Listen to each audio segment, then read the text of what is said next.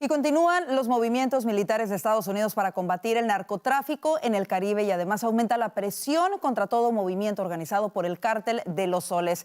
Para hablar sobre lo último nos acompaña Luis Quiñones, veterano de la Fuerza Naval de Estados Unidos, piloto de guerra naval y asesor en temas de seguridad. Bienvenido nuevamente a Voz News. Gran placer estar con ustedes y me alegra muchísimo que podamos estar informando a la gente de la verdad, porque la verdad que hay demasiadas mentiras y mala información out there. Así que una cosa que yo siempre he dicho es que les prometo que les voy a decir los hechos como son, sin nada de ponerles moñitos, porque ustedes se merecen la verdad. Gracias por invitarme. Así es, un gusto tenerlo con nosotros. Y vamos a comenzar con esto. ¿Cómo traduce usted los movimientos militares de Estados Unidos en Puerto Rico y cómo ve los despliegues militares del chavismo en el Caribe? Mira, aquí hay dos pasos muy importantes que la gente no debería de desestimar, porque la verdad que nos estamos acercando más y más y más y rápidamente a un momento de acción. Las acciones de Estados Unidos es que estamos practicando, porque muchas de estas zonas se parecen bastante a las áreas que podríamos desembarcar a llegar a Venezuela si tuviéramos que hacer una desembarcación con los Marines, que esa es la especialidad de las fuerzas de los Marine Corps.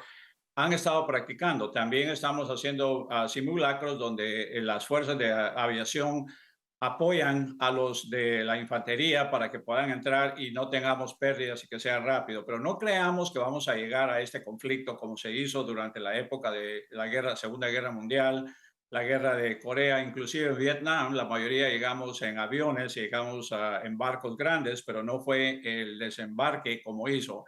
Lo que hizo Peter Hexer, el nuevo secretario de guerra, como se llama ahora el departamento, que yo no estoy de acuerdo, pero bueno, él dijo que él quería ir a incentivar y a motivar a las personas que están en estos barcos. El problema más grande que tenemos es que al tener un grupo de 4.500 Marines, gente con mucho testosterón, con mucho deseo de hacer batalla, porque para eso ellos viven, ellos entrenan, comen y viven estar preparados para un combate.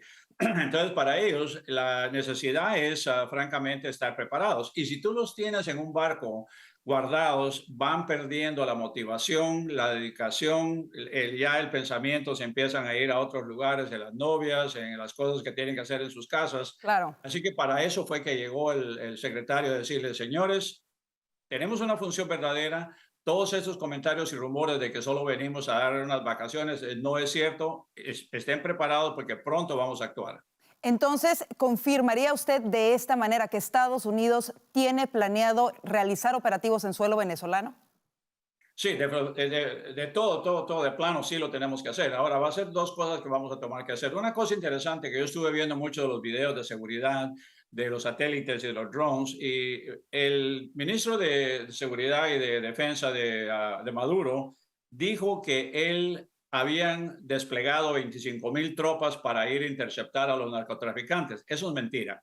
Ellos lo que están haciendo es usando una excusa, como que dicen, es que vamos a enviar las tropas a las áreas de aquí o de allá para que vayan a buscar interceptar a los narcotraficantes y queremos que no estén en nuestro país, pero la verdad es de que ellos están utilizando esa excusa para movilizar, a separar a las tropas para que no sean fácilmente de agarrar en un solo lugar. Ellos también movilizaron equipo pesado como estos camiones blindados o transportes blindados de personal, y también algunos tanques. Han movilizado los helicópteros. También vimos que se llevaron los aviones, los Sukhoi, que son los más adelantados que tienen, los separaron en grupos de 6, los enviaron a varias bases, porque de esa manera es más difícil localizarlos y destruirlos. Anteriormente los tenían en un lugar, una bomba hubiera destruido casi todos los aviones. Ahora hay que buscar en cada lugar, y las distancias están de uno del norte a otro al sur, así va a ser más difícil, pues tienes que tener una coordinación Claro. más efectiva para poder hacerlo. En ese caso, como te digo, fue inteligente que ellos movieran todas estas piezas, porque para ahora, para poder destruir 12 aviones, tenemos que tener 3 ataques diferentes en lugares que son cientos de millas separados de uno del otro. Así que usted confirma que básicamente el ejército de los Estados Unidos está siguiendo minuciosamente, paso a paso, que está dando, en este caso, la narcodictadura de Maduro, que al parecer se prepara para un ataque por parte de los Estados Unidos. Justo el domingo le preguntaron al presidente Trump si Estados Unidos atacaría a los cárteles dentro de Venezuela y él respondió, ya lo verán. Entonces, usted confirma también con todo esto que sí se prepara una operación militar en suelo venezolano, ¿cierto? Definitivamente, y como te digo, ¿qué manera va a tomar? Todavía no estamos muy seguros, pero si fuéramos a decir de 0 a 10, ¿cuáles son las más probables? 70% diría yo, de 0 a 10 sería 7, de que va a haber una operación conjunta de militares venezolanos que están cansados de ver ese cáncer que se llama Maduro y su gente de criminales a su alrededor, que nos van a ayudar para que hagamos un movimiento conjunto y lo agarremos rapidito, los encerremos y se acabó la bulla. O sea que no va a ser solo las Fuerzas Armadas de Estados Unidos, vas a ver que mucha gente de las Armadas y de las Fuerzas Armadas de Venezuela se van a levantar y van a liberar y nos van a ayudar a liberar el país. Ahorita ellos tienen miedo porque no tienen el control de las herramientas y todo el armamento que nosotros tenemos. O sea que a nosotros darles todas esas posibilidades, ellos pueden tener las tropas para circular inmediatamente a todos estos criminales y se acabó. Eso va a ser una campaña. Si se extiende 48 horas es demasiado. Yo diría posiblemente 18 horas y se acabó la fiesta. Eso suena bastante efectivo, bastante rápido. Ahora, aquí hay otro factor y es que por años países como China, Rusia e Irán han apoyado a Venezuela. ¿Le preocupa a Estados Unidos que en este momento pudieran involucrarse para tratar de proteger a Maduro? Hay una cosa que nos está preocupando. Digamos, a principios de año, Maduro le pidió a China de que fueran a sacar petróleo del lago Maracaibo. Sabemos ahí que había unos depósitos, pero resultó que los depósitos no son tan grandes como se habían anticipado. Solo están produciendo como 30,000 barriles al día, que no es suficiente para la demanda china. Pero descubrieron que todos de los lados tienen unas venas que se juntan y al sacarlas de ahí horizontalmente, que pueden ellos escarbar, entonces podrían aumentar la producción hasta 100,000 barriles por día, que aún así no es casi nada para la cantidad de petróleo que necesita China. El problema es de que China les envió, y vimos unas cajas que llegaron que parecen ser misiles antiaéreos para que ellos se protejan. Sabemos que ahí en las afueras del lago Maracaibo y dentro del lago Maracaibo están trabajando chinos, están subiendo esas plataformas flotantes para sacar el petróleo que ellos están armando, ellos están haciendo, o sea que sí hay personal y obviamente cuando hay un personal civil chino van a tener Fuerzas Armadas chinas también, o sea que aquí podríamos llegar a un punto donde tendríamos un conflicto o un enfrentamiento, aunque no lo quisiéramos de esa manera, pero si ellos están ahí y ellos se oponen, pues obviamente tenemos que hacer lo que tenemos que hacer para defender la vida de los muchachos.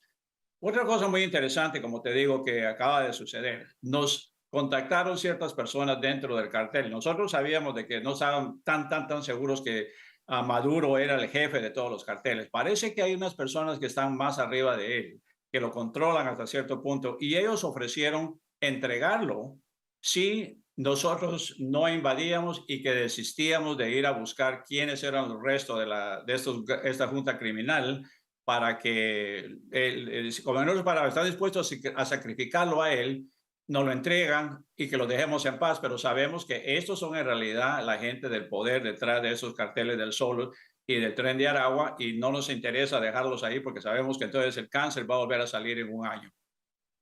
Y esa era una de mis preguntas, porque veíamos, por ejemplo, el cambio de retórica reciente de Maduro. Pasó de burlarse y de amenazar a Trump en meses pasados a en los próximos días decir incluso que él sentía admiración y respeto por el presidente, no admiración, pero respeto por el presidente Trump.